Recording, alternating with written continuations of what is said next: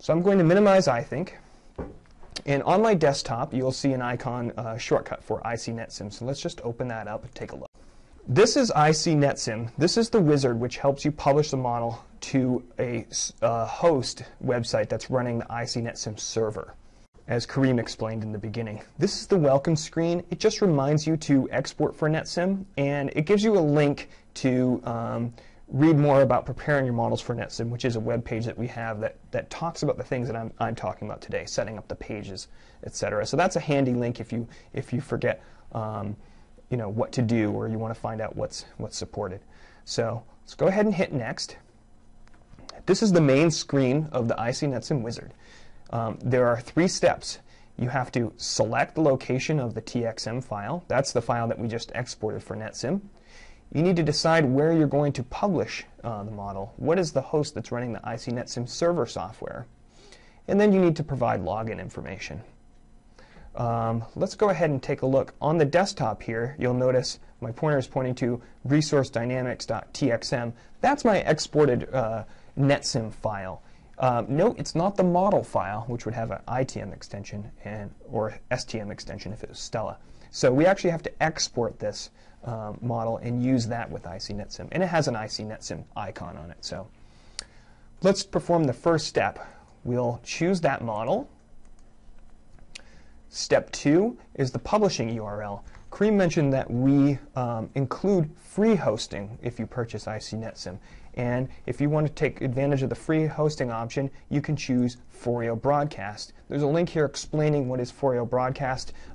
It's basically Foreo Business Simulations has partnered with us, and they are actually running the isee NetSim server on their server software on the web. So they give you a public URL and a free account to publish small to medium-sized models. Or you can choose other, and you can type in a URL. In this case, it is our own internal server where we have the isee NetSim server software running. So step 3 is to provide your login information. In this case, I've already set up a user called Webinar, but when you first open this up, you have to set up an account. It's really easy. You click on Don't Have an Account link here, and you'll see that this is telling us we're going to create a new account on netsims.iseesystems.com. You actually just fill in this information here and hit OK, and it immediately creates an account. It's not like a lot of other websites where you have to sign in and then go and check your email and get a confirmation and click a link. We're trying to make this as easy as possible. So you just type in the information and you're good to go. We have a convenient Remember Me on the System link, so once you do set that up, it should remember your password if you want. If you do forget, you can click on the Forgot Login Information, and we'll send you an email with your password and username and password. And then there's a link to view the models you've already published, and we'll get to that in a minute. Okay, so let's review. I've selected the Resource Dynamics model that we just set up and exported for NetSim. I'm going to publish it to the isee Systems NetSim server, and I put in my login information. So that's it. Let's hit next and watch our model be published. Okay, you'll see that went by pretty quickly, but it uploaded everything, took care of putting the images, everything together, and then actually automatically opened my browser to show me the NetSim that we just created. So here's the NetSim. You can see I'm running in Windows Internet Explorer here, a web browser. This will work in all the major browsers. The requirements for looking at a NetSim is that you have the ability to view Flash content, so the Flash player. So if you can look at YouTube videos, then you should be able to run a NetSim without issue. So let's quickly go over the interface. The pages that we had defined in iThink, you'll see come out here like this in the main window. We have in the lower left-hand corner some controls for sharing your NetSim. So if you want to actually email this NetSim, you can do it right from within the NetSim itself, which is great. So anyone actually can send an email and share it. They just click on this link, they can fill in the addresses and send it off right from here. So that's pretty neat. There's also some links for posting it to some of the social bookmarking networks.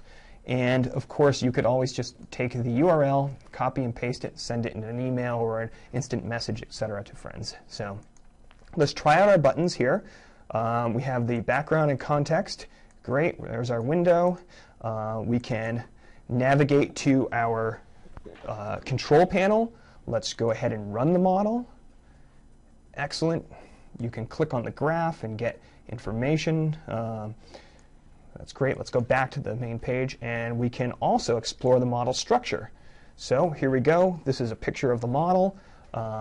Double-clicking on these things does nothing because it's just a picture. So it's nice that I've kind of revealed a little bit about the dynamics here. Storytelling feature can go much deeper than this. You can unfurl things. We support annotations, movies, and graphics in the annotations and text. So and maybe we can take a quick look at something like that later on, but if not, look at the samples on our website.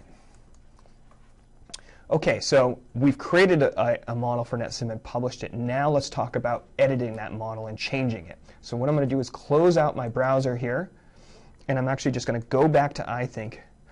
And in this case, I'm going to add a little bit of interactivity to the control panel. So let's go to the control panel, and in this model, it looks like the population ends up collapsing because it runs out of natural resources. So I want to enable the user to play around a little bit with maybe controlling how many natural resources we start off with, so they can answer questions like, what if we start off with a lot more natural resources, a lot less, etc.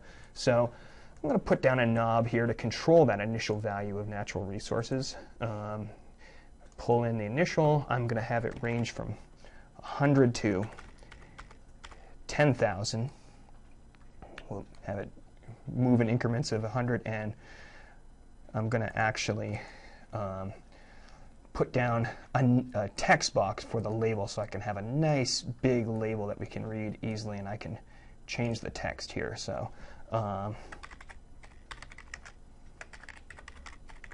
resources, great. So let's make this bold, and let's make it a little bit bigger. Cool. So let me click on this and kind of get it lined up a little bit better. Here we go. Okay, so now the control panel has a little bit of interactivity. I can dial the number of natural resources down, the initial, and try making it run. We see the population, collapses pretty quickly because there's not a lot of natural resources for them. So we can try sort of the other extreme, which is to have a lot of resources in the beginning and say, okay, the population survives for a bit longer but does eventually collapse. So that's interesting. Now we've got a little bit of interactivity. So how do we get these changes online? Well, it's the same process as getting the initial model online. We choose File, Export for NetSim. I'm going to hit Save here, and Windows is telling me, hey, this file already exists. Do you want to replace it? Yes, I do.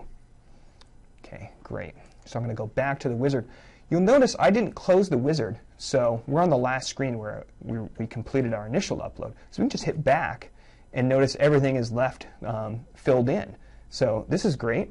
So I'm just going to republish the model now. I hit Next, and isee NetSim tells me that the model already exists on the server. Would I like to continue and replace it? Yes, I would, because I'm editing it and I've actually added some changes to the interface. So I'm going to hit OK. Uploads, opens my browser automatically as before, which is great. Okay, let's try out our new control panel. Simulate, great. So we'll dial it down. We'll try out the two extremes here. Okay, great, that looks right.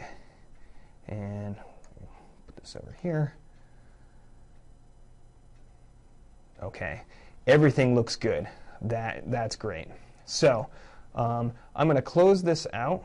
And sort of the last thing I want to talk about is, we've published one NetSim here. How do you manage all of the NetSims? Because you can publish as many as you want. How do you manage cataloging them, going back to them, and deleting them? Well, that's why we've provided this link here. So if you click on View My Published Models,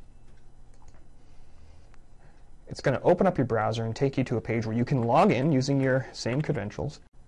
Okay. What you see here is a list of all the models that I've published. And you can see I've published quite a few models here just so I could demonstrate this.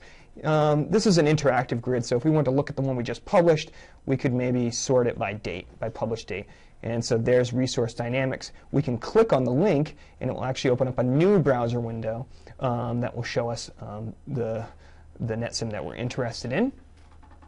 It looks like our time is up. Thank you all very much.